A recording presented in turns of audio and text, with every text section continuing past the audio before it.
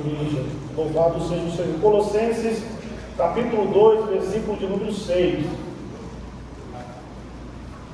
Bom ter a companhia da minha esposa, ainda mais neste mês. Nós vamos completar 13 anos de casados. Com mais os 5 de namoro, são 18. Então é quase metade da minha vida dedicando a essa mulher abençoada que eu amo tanto. Deus abençoe cada vez mais você. Amém? Colossenses capítulo 2, versículo 6 ao versículo de número 8 diz assim: como, pois recebestes o Senhor Jesus Cristo, assim também andai nele, arraigados e edificados nele, confirmados na fé, assim como vocês foram ensinados, crescendo em ação de graças. Tende cuidado para que ninguém vos faça presa sua por meio de filosofias ou vãs sutilezas, segundo a tradição dos homens, segundo os rudimentos do mundo, e não segundo Cristo. Amém? Você pode assentar bem dizendo o nome do Senhor. Queridos, estamos numa campanha de oração com o tema Valores Inegociáveis. E eu quero colocar um tema nesta mensagem: tudo na vida tem um preço, porém nem tudo está à venda. Tudo na vida tem um preço, porém nem tudo está à venda. Nós vivemos em dias onde tem se falado muito sobre valores, se batido muito sobre convicções, sobre se defender aquilo que você crê ou não. E em contrapartida também vivemos uma época do relativismo, onde cada um tem um ponto de vista e acha-se senhor da verdade, onde nada é determinado como absoluto, é assim a forma com que eu olho. Eu posso ter uma visão e achar que é errado, e o irmão Silas olhar e achar que é correto. Esta é a época que nós vivemos. Vivemos numa época de uma fé líquida, ou seja, uma fé que se esvai, uma fé que não tem firmeza, uma fé que não tem robustez, onde infelizmente muitos afirmam crer, como na verdade, no fundo dos seus corações, não creem. E é nesta época que eu e você estamos inseridos, mas eu e você somos diferentes, porque nós não somos guiados por um relativismo barato. Nós somos guiados por verdades absolutas que são a palavra de Deus, a palavra inerrante, a palavra que eu tenho plena convicção que ela é verdadeira, que ela é real e que ela rege a minha vida e que ela domina por completo a minha vida. Então nós somos testados, os nossos valores são testados, para ver se verdadeiramente eles são inegociáveis, ou se nós nos trocamos por qualquer que sejam as coisas. Quando Paulo escreve esta carta aos Colossenses, ele tinha uma grande preocupação com relação à igreja, mesma preocupação que permeou em tantas e tantas outras cartas, onde estavam levando um evangelho que levaria as pessoas a viverem uma vida distante de Cristo, não com uma transformação verdadeira, inseridos numa sociedade pecaminosa, mas andando ladeado com o mundo, de mãos abraçadas com o mundo, de mãos estendidas para o mundo. E aí Paulo escreve aos Colossenses, e olha que este é o lugar onde ele nunca esteve. Ele não esteve na cidade de Colossos pregando, nem sequer na igreja. Ali surgiu da obra missionária um irmão convertido a Cristo através de Paulo, cuidava desta igreja. E agora o apóstolo traz alguns ensinamentos sobre valores inegociáveis na minha e na sua vida. Paulo começa dizendo que nós devemos andar como ele andou, andar assim como Cristo andou. Andar com Cristo e estar em Cristo é ter a vida de Cristo. João, na sua epístola, ele diz o seguinte: aquele que está em Cristo deve andar, que diz que está em Cristo, deve andar como ele andou. É viver os passos de Cristo. É um valor inegociável o caráter que nós temos na presença do Senhor. O escritor aos Hebreus disse: seguir a paz com todos e a santificação, sem a qual ninguém verá o Senhor. Aos Tessalonicenses, o apóstolo diz que nós fomos chamados à santidade e não à imundícia.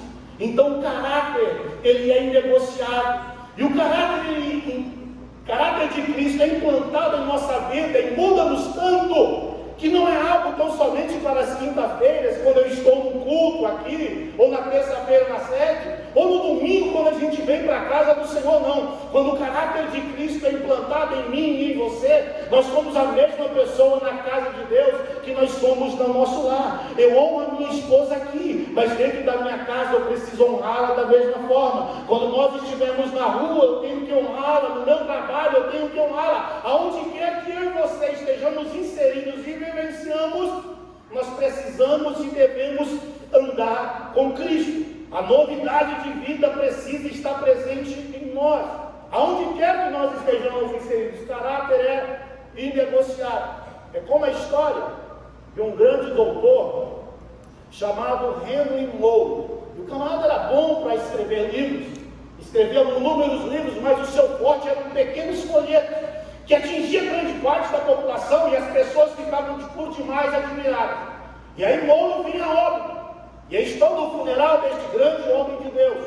E aí Bibi Maia, que era um outro doutor, o pastor Adilson, chega perto do caixão e está lá a viúva, em pé. E ele olha para aquela viúva e diz: olha, todos nós temos motivos para louvar a Deus pela vida do seu marido. Porque todos os livros que ele escreveu em folhetos serviu para a edificação de muitos na casa do Senhor. E aí aquela mulher olha para aquele homem e traz uma lição fenomenal para mim e para você. Ela diz o seguinte: todos os livros que vocês leram e aprenderam, e todos os escritos que vocês tiveram acesso, eu vi meu marido viver ele todos os dias dentro da nossa casa. Louvado seja o nome do Senhor. Somos chamados a viver o Evangelho, não somente pregar. O caráter é inegociável. A vida santa, a vida com Deus, o brilho de Cristo implantado em nós, as pessoas olharem como a mulher de Reis, capítulo 4. Eliseu costumeiramente passava ali, e quando ela olha, chama o seu marido e diz: aquele é um santo homem de Deus, ele é diferente, vamos preparar um quarto. O nosso viver tem que ser diferente, o nosso negociar tem que ser diferente. Mesmo ali, mas nos negócios eu preciso ser fiel da mesma forma que nós somos fiéis aqui. Na nossa empresa a gente precisa ser também e defender lá a nossa fé. Tem um exemplo prático, uns 2 meses. Passei por uma situação, pastora, complicada lá no trabalho.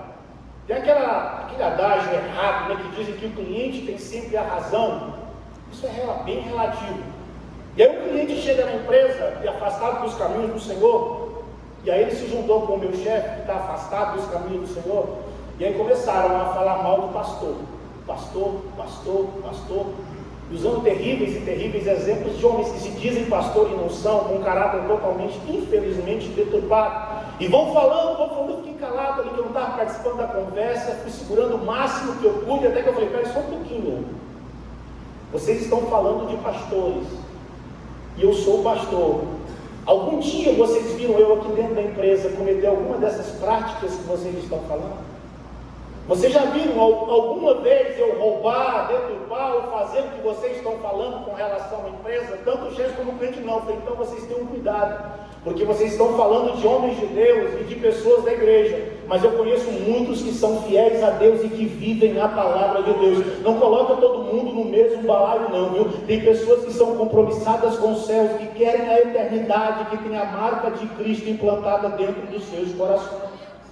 Essa fé, a vivência, que aí você não com arrogância ou prepotência, mas dizer: não, eu tenho com a graça de Deus buscado viver a minha vida. É como o profeta Samuel, que chega no final da sua vida. Saul já tinha aprontado um pouquinho, Israel estava aquela baguncinha já, e aí Samuel chega no final do seu ministério, convoca todo Israel e diz o seguinte: se alguém que tem alguma palavra contra mim, que eu cometi algum pecado, que eu fiz alguma coisa de errado, pode levantar entre toda a nação e falar alguma coisa. E aí toda a nação numa voz só diz: não, Samuel, nós não temos nada contra você. Querido, que eu e você sejamos da mesma forma, que a nossa família ao olhar para nós possa dizer: verdadeiramente ele é um santo homem de Deus, não porque ele prega, não porque ele canta, não porque ele ajuda a igreja, mas porque ele é alguém que honra na minha casa, ele é um marido que me honra, ele é um filho que me honra, ele é uma esposa que me honra, uma mulher de Deus que Deus colocou ao meu lado. É esse testemunho que nós precisamos ter. As pessoas vendo em nós um caráter verdadeiro. Teve um camarada lá na Escócia, chamado Robert McShane. E ele tem uma história linda. Ele, aos 6 anos de idade, o hobby dele, Silas, era estudar grego e hebraico. 6 anos. O cara foi bom. Com 30 e poucos anos de idade ele morre, realmente morre novo. Mas teve um ministério lindo. E numa daí ele viajava pregando. E eu acho isso interessante, que ele andava viajando pregando a palavra de Deus. E era um homem com bom conhecimento, aos 6 já lia grego e hebraico, tinha muita autoridade. Após uma cruzada, como vocês fazem no rally missionário, fazem as viagens, ele foi e ministrou a palavra de Deus. Dias depois ele recebe uma carta do seu gabinete e resolve abrir. Era de um irmão, uma pessoa que tinha se convertido numa cruzada evangelística que ele tinha feito. E o mais lindo, irmão Carlos, o teor da carta era o seguinte: eu escrevi isso para o Senhor porque naquele dia eu me converti. Mas não foi a sublimidade das suas palavras. Não foi o seu grande conhecimento teológico, ou grego, ou hebraico, que o Senhor falava nas suas prédicas.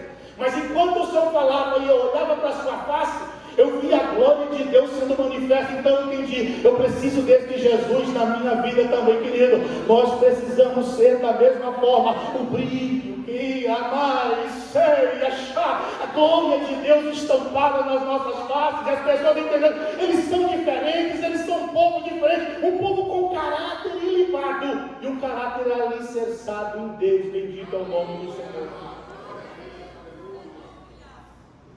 Mas Paulo segue dizendo, versículo 7: arraigados e edificados nele, confirmados na fé.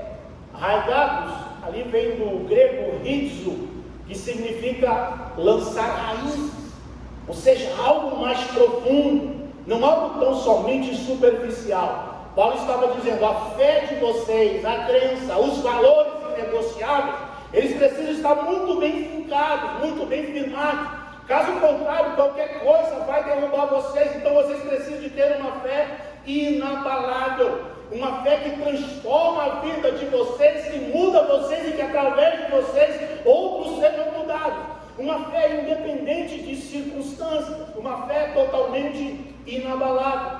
Aí eu lembro da história de Jó. Você sabe até mais do que eu, já ouvi tantos e tantos pregadores, já leu tanto sobre Jó. Você bem resumido aqui, Jó, um homem íntegro, fiel a Deus, tinha os filhos que não eram lá muito essas coisas. O pastor disse, prova disso, que sempre quando os seus filhos faziam uma festinha, Jó já consagrava a Deus e dizia, quem sabe meus filhos pecaram. A Bíblia diz que ele perde os seus bens, perde de uma vez só todos os seus filhos. De brinde sobra para Jó uma mulher que diz, amaldiçoa esse Deus e morre. Jó está naquela situação terrível, morando de uma forma terrível, se coçando com um caco de telhas. Seus amigos, quando vêm visitá-lo, passam uma semana em silêncio, porque não sabem o que falar do grande homem, o maior homem do mundo. Agora está ali assentado totalmente com a vida destruída, ninguém consegue falar nada. E quando seus amigos começam a falar, começam a acusar Jó de um pecado que ele não cometeu, dizendo, Jó, você está vivendo isso porque você desagradou a Deus, você viveu uma vida errada. Aí eu vejo uma fé inabalável do homem, porque mesmo em meio a todo este caos, pastor Enoque, a Bíblia diz o seguinte, Jó, em uma das suas frases, diz o seguinte, ainda que ele me mate, eu nele esperarei, louvado seja o Senhor. Jó 19, ele diz, porque eu bem sei, o meu Redentor vive, por fim ele se levantará sobre a terra, e ele me dará vitória, bendito é o nome do Senhor. E aí Jó, capítulo 27, versículo 3 ao versículo 6, Jó faz uma das mais lindas declarações de fidelidade, de valor inegociável, com relação a Deus. Ele diz, enquanto houver em mim alento, e sopro de Deus no meu nariz, não falarão iniquidade os meus lábios, nem na minha língua pronunciará engano. Longe de mim que eu vos justifique, até que eu expire, ou seja, até que eu morra. Eu nunca apartarei de mim a minha sinceridade. Eu vou me apegar à justiça e eu não vou largar. E não vai reborder o meu coração em toda a minha vida. No popular, Jó estava dizendo, não importa o que aconteça na minha vida, a minha fidelidade a Deus permanecerá intacta. Não importa os levantes, as doenças, as enfermidades, eu permanecerei adorando, glorificando, no blasfemo, no muro. Meus lábios foram feitos para exaltar e engrandecer o santo nome do Senhor. Uma fé firmada, Uma fé que descansa em meio ao caos, como o príncipe dos pregadores Charles Spurgeon, no livro sobre esperança, ele diz algo lindo.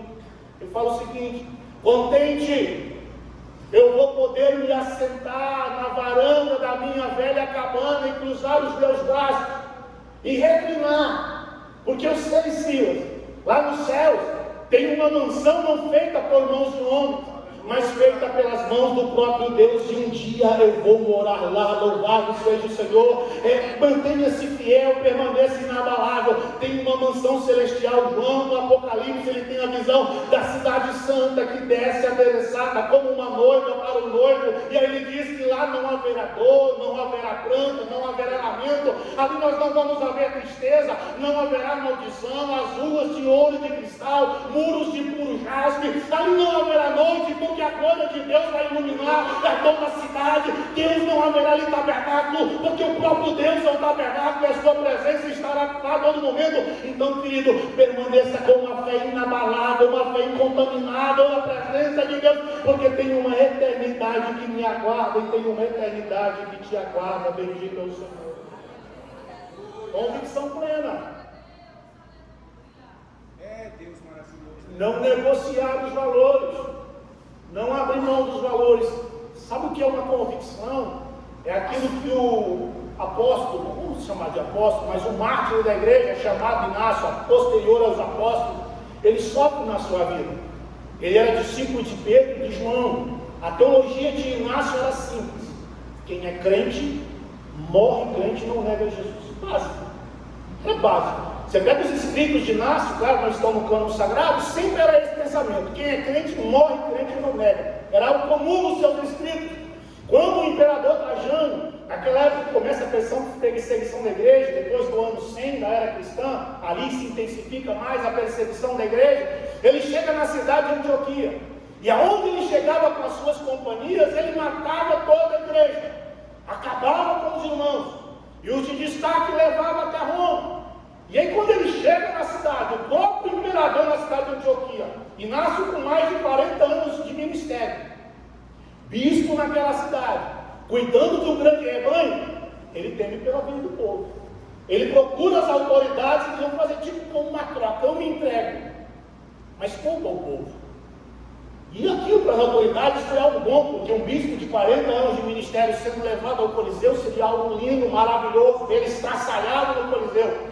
Isso implicaria em Inácio uma viagem de 6 meses, onde ele seria torturado, passaria fome, passaria frio, passaria sede, pessoas dizendo para ele negar Jesus. Com 2 meses de viagem, 20 de agosto daquele ano, ele está na cidade de Esmina. E aí o velho irmão Inácio, de 70 e poucos anos de idade, escreve uma carta. Se fosse eu escrevendo uma carta para o pastor Adilson, eu falei assim: pastor, bota a igreja para orar, que o trem está feio aqui, eu estou com fome, eu vou acabar negando o nome de Jesus, eu não sei o que eu faço. Mas o teor da carta de Inácio era diferente. Inácio entendia o poder que a sua morte em Roma ocasionaria e abalaria o império. Em 2 meses, nessa carta, ele diz o seguinte: meus irmãos, não orem, porque se vocês orarem, vocês vão ser os piores e terríveis inimigos entre eu e as mansões celestiais. Louvado seja o nome do Senhor. E Inácio era masoquista? Não. 4 meses de história, 20 de dezembro do ano 102, 103 da era cristã, ele chega no Coliseu. Aquele dia Trajano não estava lá, só um prefeito representando 120 mil pessoas, vendo crentes serem colocados na arena e animais os devorando, e o povo feliz em ver um crente sendo devorado e sendo morto, todo mundo aplaudindo, ensandecido. Fora os outros espetáculos fenomenais que ocorriam no Coliseu, mas fica para uma outra hora. E aí quando ele se coloca diante do prefeito, o prefeito faz uma pergunta que muitas vezes o inimigo faz todos os dias para mim e para você. O prefeito olha e diz: ô velho Inácio, vamos resolver esse negócio agora? Adora os deuses de Roma, nega esse Deus Jesus e vai para a tua casa agora, deixa eu voltar hoje mesmo para Antioquia. Velho irmão fraco, debilitado da viagem, olha para aquele prefeito e diz: você quer me pedir de comer o pão da imortalidade e beber o cálice da vida eterna? É isso que você está me oferecendo e querendo fazer comigo? O prefeito se enfurece, manda os soldados pegarem Inácio e amarrar no Coliseu. Quando ele está sendo amarrado lá no meio, no tronco, onde ursos, leopardos e leões passavam dias ao pico sem se alimentar. Iam até os crentes e comiam diante de todo mundo. Quando os soldados estão se retirando, aí você vê o que é um valor negociado. Inácio levanta a sua voz, e um homem de 73 anos aproximadamente consegue calar mais de 120 mil pessoas. Ele diz: ô cidadãos romanos, eu hoje sou condenado, não porque eu cometi uma crueldade, ou tenha sido cruel na minha vida, mas é necessário que se cumpra algo em mim. Hoje, com certeza, eu serei triturado pelo dente dessas feras que virão ao meu encontro, mas eu tenho plena convicção, eu vou me apresentar a Deus como um tom branco e puro para a glória do santo nome do Senhor, louvado seja Deus. Aí você diz: eu também sou fã da história, e eu li. A história diz que Deus não poupou Inácio como grande general clássico que se converteu e os leões se deitaram, não. A história é enfática: Inácio foi comido, ruído a ponto de não sobrar, e a história falta pouco para botar em letras garrafais. Não sobrou um pedaço de osso. Que fé inabalável! O que adiantou isso para Inácio suportar tudo, manter essa fé inabalável, se ele terminou dentro do Coliseu comido por animais?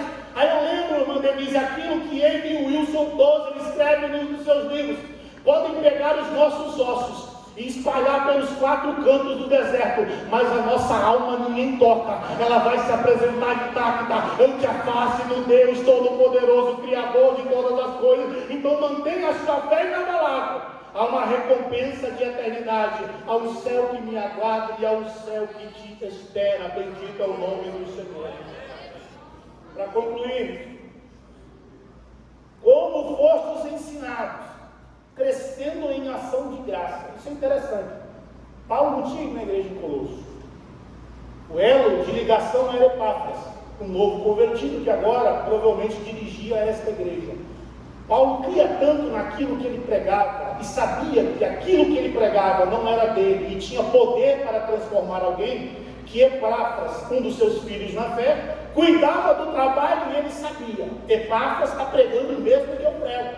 Então a igreja com certeza está indo bem, está sendo abençoada. Ele diz: aquilo que vocês aprenderam, permaneçam.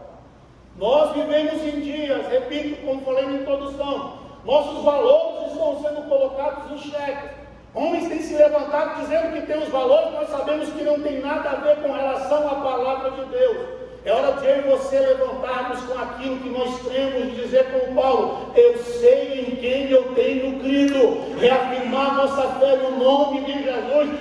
Mas estão se levantando contra a igreja, independente do governo que vem. Normalmente virão, infelizmente, claro, nós temos a nossa orientação para quem a gente vai votar, mas é natural com o tempo virem levantos contra a igreja, pessoas que virão contra a igreja. Cada vez o cerco há de se apertar até a volta de Jesus, mas fica tranquilo, querido, pode descansar o seu coração. O próprio Jesus disse: as portas do inferno não prevalecerão contra a minha igreja. As portas do inferno não prevalecerão. Deixa a sociedade se corromper, nós vamos continuar sendo fiéis a Deus. A sociedade está mentindo, está adulterando, mas eu e você, por graça e misericórdia, vamos permanecer santos para a glória do nome do Senhor. Porque para a sociedade aí fora, parece que a gente está na mesma época, e não muda. A realidade é essa: o homem corrompido é o mesmo em todos os tempos. Desde quando Jesus chega na terra dos gadarenos e tem aquele endemoniado, todo mundo tinha medo do camarada. Ele andava nu e era nervoso. Era um demônio cancerinha, nu e nervoso. Assolava todo mundo. Quando prendia, ele rompia os milhões. Era complicado. Ninguém conseguia fazer nada contra ele. Jesus chega no ambiente. Jesus, como aquele endemoniado, vê os demônios se manifestam. Jesus permite que eles entrem numa manada de porcos. E permite então que estes porcos se precipitem e morram. Sabe o que é mais interessante? A sociedade, ao ver um homem afligido, sofrido, morava em sepulcros, a história da Bíblia diz, ninguém chegava nem perto do camarada e controlava ele. Quando Jesus o liberta, a preocupação daquela sociedade foi: perdemos os nossos porcos. Porque para a sociedade em Gadara, Porcos valiam mais do que pessoas. Para aquela sociedade, Silas, não era um prazer e o motivo de glorificar a Deus, porque agora um homem que estava terrivelmente atormentado, agora fora liberto. A Bíblia diz que ele foi encontrado são, vestido e assentado em plena consciência. Valiam mais os porcos. E eu preguei esses dias na sede, eu vou repetir o que eu falei lá. A gente está vivendo em dias onde vale mais um animal do que um ser humano. E eu não estou aqui fazendo a apologia a você fazer algum mal contra um animal, muito pelo contrário, isso é totalmente errado, eu enfatizo isso. Mas se você matar um gato com um cachorro, você pode pegar 3 anos de cadeia. Se você quebrar um ovo de tartaruga, você vai para a cadeia. Mas aí agora eles querem pegar o feto que está dentro do ventre e querem exterminar e dizer que está tudo tranquilo. Não está tranquilo, porque para essa sociedade o animal vale mais, mas para Deus não. Para Deus cada ser humano tem um valor especial, porque Cristo se entregou na cruz do Calvário para preparar um novo e vivo caminho. E venham com esses pensamentos, mas com a graça de Deus nós vamos continuar dizendo: Jesus ama o pecador e Jesus tem um plano na vida sim. Chega dessa ladainha dizendo que o aborto quer liberar, que é isso e aquilo. Até esqueci a lei que eu citei, mas há uma lei tramitando, TF4, esqueci, vou citar o número para não citar errado, com relação a qualquer tipo de caso liberar o aborto. A mãe não tem vontade de dar, não quero, vai lá e mata a criança. Não, os nossos valores são inegociáveis e eu e você não vamos abrir mão no nome de Jesus. E não vamos só eleger os homens, não, nós vamos permanecer de joelhos dobrados, dizendo: Deus tem misericórdia da nossa nação, Deus salva nós e o pecador e transforma essas vidas para a glória do santo nome do Senhor. Permaneça naquilo que você foi ensinado. Permaneça na palavra de Deus, na verdade de Deus, esteja pronto, como o apóstolo Pedro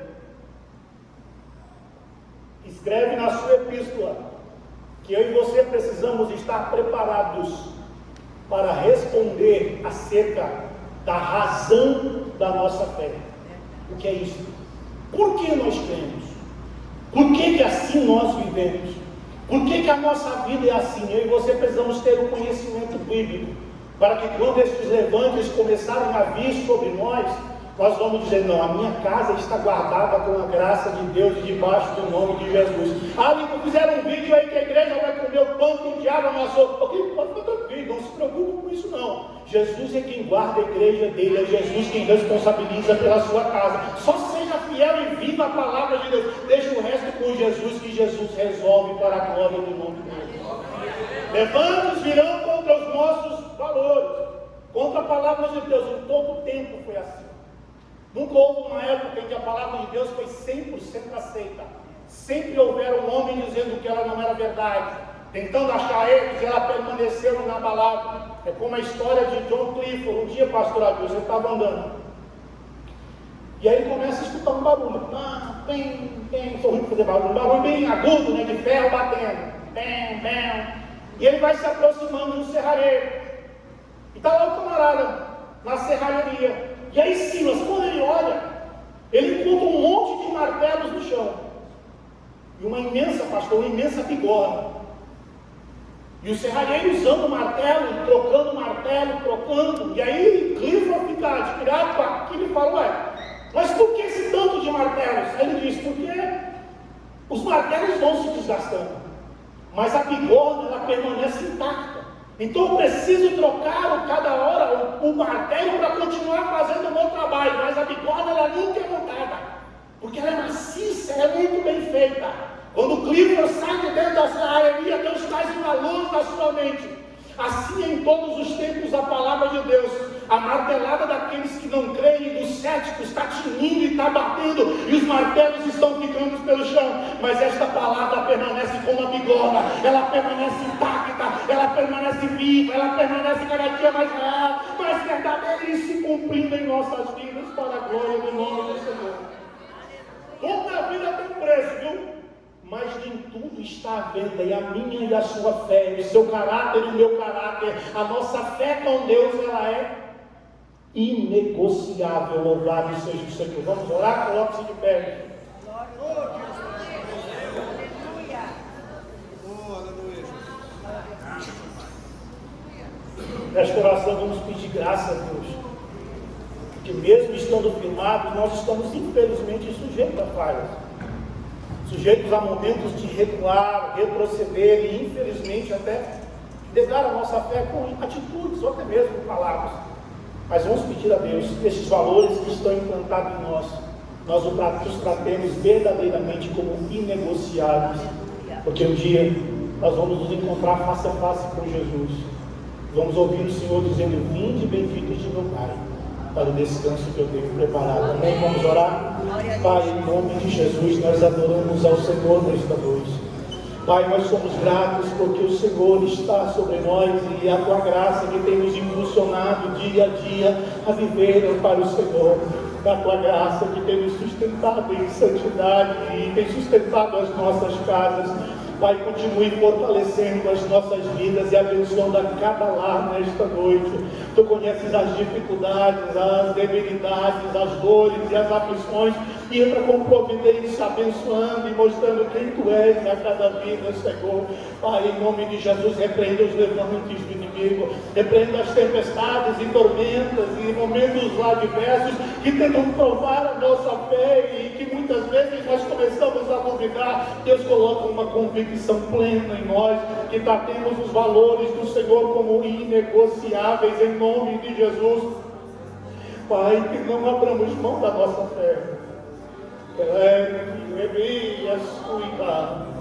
Deus, que tratemos o nosso caráter como inegociável no nome de Jesus. Ajuda-nos a sermos fiéis aonde quer que estejamos. Ajuda-nos a sermos, ó Pai, a termos o caráter de Cristo em nossas vidas e verdadeiramente sermos o sal da terra e a luz do mundo, Senhor. Guarde casamentos e restaure casamentos, abençoe famílias. Nós temos ao Senhor que instituiu a família e é o Senhor que guarda a família. Por isso, abençoe os lares, cada casal, abençoe os filhos, abençoe o trabalho de cada servo do Senhor. Em nome de Jesus, ajuda-nos, Senhor, a caminhar todos os dias em rumo aos céus para a glória do nome do Senhor. Em nome de Jesus, em nome de Jesus. Amém? Glória ao Senhor. Pode sentar bendizendo o nome do Senhor. Já vou devolver para o pastor. Negocie seus valores, tá? Amém? Queridos, outra vez que eu ministrei aqui bastante tempo, final do ano passado, o nosso bispo lançou na nossa sede, na reunião de obreiros, um banquete revelador. Jesus vai na casa do fariseu, Lucas 7. Quando chega lá, parece maravilhoso. Quem chama a gente para comer, normalmente é alguém que gosta da gente. Estou com saudade, cara, de comer lá de novo. Chega, gosta da gente. Só que as intenções eram obscuras e terríveis. Mas nesse interim chega uma mulher pecadora em Cristo, transforma a vida dela e a salva. É um livro confrontador, mas cheio do amor, da graça e da misericórdia do Senhor. O recurso desse livro vai ser para custear um novo livro. Já mandei até a capa para as pastoras Dilson esses dias. Voltemos ao verdadeiro Evangelho. O pastor Enoque prefaciou, o bispo endossou. Então, conto com a ajuda dos irmãos. Amém?